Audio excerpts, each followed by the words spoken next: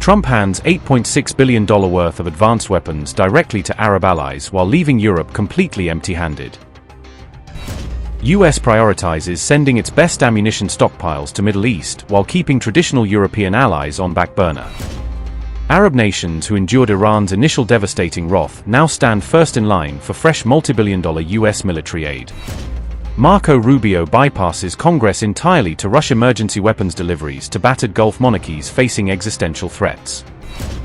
Europe-US rift over Iran war strategy widens dramatically. No weapons promised. Trump pulls 5,000 troops from continent. US Secretary of State Marco Rubio has approved a sweeping package of arms transfers to key Middle Eastern allies, signaling Washington's intent to bolster regional defenses amid the Iran war. The sale covers a range of weapons and advanced air defense systems for Israel, Kuwait, Qatar, and the United Arab Emirates, strengthening the region's ability to respond to missile and drone threats. Fast-track deals, valued at nearly $9 billion, have bypassed the standard 30-day congressional review period, allowing for quicker delivery while the conflict remains active. The move reflects Washington's sense of urgency as reports indicate that the Iran war is draining American stockpiles of precision munitions and air defense interceptors. The US has cleared Israel to receive up to 10,000 Advanced Precision Kill Weapon System 2, or APQUS-2, all-up rounds, manufactured by BAE Systems.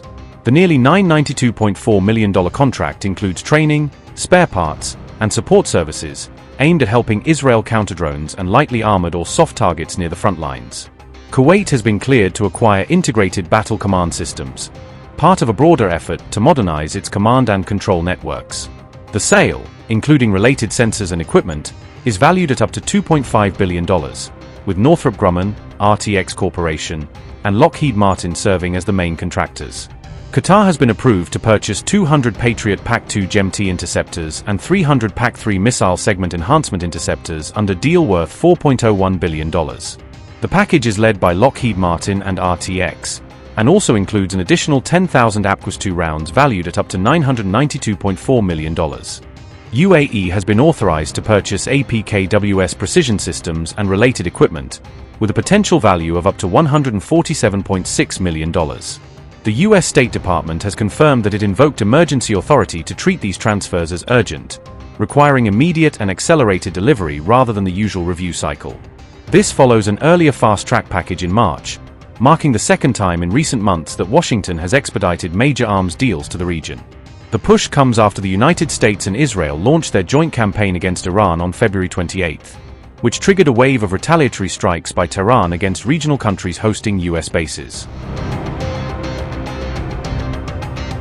Oil and gas infrastructure in several Arab states suffered major damage during the conflict, including critical facilities in the Gulf that were hit or disrupted. The IMF has said recovery timelines in the Gulf will vary by country depending on geography and how quickly exports can resume, indicating that some energy systems may face a prolonged return to normal operations. Ras Laffan, the complex responsible for about 93% of Qatar's LNG output, has been shut since early March according to reports about the disruption at the site. NBC News reports that US bases and equipment across the Persian Gulf sustained extensive damage from Iranian missiles and drones, beyond early official descriptions. Some US officials now privately say the true extent of the damage is far greater than what has been publicly claimed in press conferences and briefings. Analysts at AEI and other think tanks estimate that more than $5 billion will be needed just to repair damaged infrastructure, before counting lost aircraft or munitions.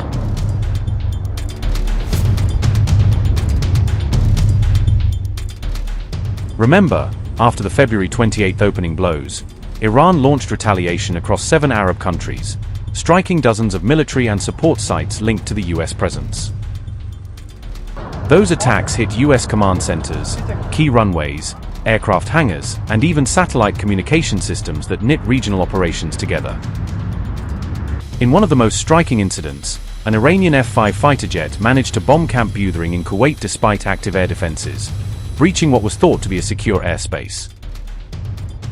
NBC notes this was the first time in years that a hostile fixed-wing aircraft had successfully struck a US base, highlighting a rare but serious gap in protection. Bases hosting US forces in Qatar, the UAE, Bahrain, Jordan, Kuwait, Iraq, and Saudi Arabia all recorded significant damage from missiles, drones, or debris. In Bahrain, the headquarters of the US Navy's Fifth Fleet, the nerve center of regional maritime operations, was badly hit, forcing temporary shifts in command functions. At Kuwait's Ali Al Salem Air Base, multiple hangars and storage warehouses took direct or near-direct hits, damaging aircraft shelters and logistics hubs.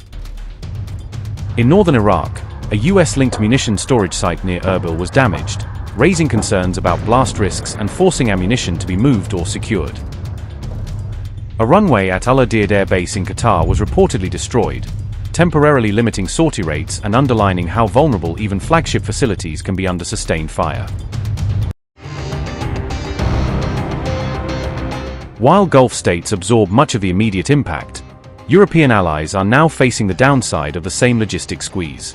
Amid ongoing strain on US military stockpiles, Washington has quietly warned several European allies to expect delays in weapons deliveries that were already ordered. Reports in the Financial Times indicate that the Pentagon is prioritizing operational needs in the Gulf over fulfillment of existing contracts with NATO partners in Europe. This development underscores the wider impact of the Iran war on global military logistics and alliance dynamics, as some allies see their own security timelines pushed back while others are front-loaded.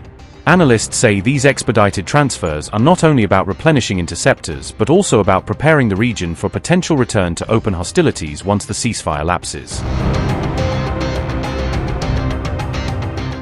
The US is withdrawing 5,000 troops from NATO ally Germany, the Pentagon announced on May 1st, following an order signed by Defense Secretary Pete Hegseth. The Pentagon said the withdrawal is expected to be completed over the next 6 to 12 months, as units are redeployed or returned to the United States. Officials noted that this drawdown would bring overall US troop levels in Europe back to roughly their pre-Ukraine war posture. The move comes after days of tensions, as a rift over the Iran war widens between Trump and key European capitals, especially Berlin. A senior Pentagon official told reporters that recent German rhetoric on the Iran conflict had been inappropriate and unhelpful for alliance cohesion. The president is rightly reacting to these counterproductive remarks, the official added, directly linking the decision to the political spat. Trump had already threatened earlier in the week to pull forces after sparring with German Chancellor Friedrich Merz, who said Iran was humiliating Washington over the war.